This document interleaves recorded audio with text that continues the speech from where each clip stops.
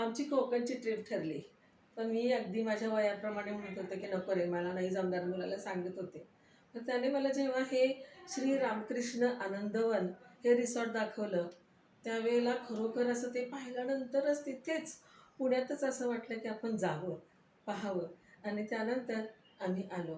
असं वाटलं इथं आल्यानंतर, की निसर्गाने सगळं धन जणू काही इथं नुसतं शिंपडलं नाही, तर ओतलंय. इतकं सुंदर असा नजारा इथला आहे.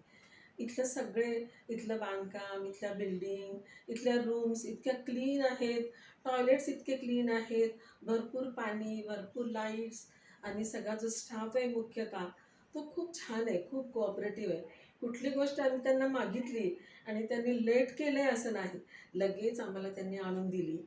विशेषतः म्हणजे मॅनेजर प्रवीण सर आणि गिरीश सर. डिंगणकर. हां, डिंगणकर. हां, डिंगणकर.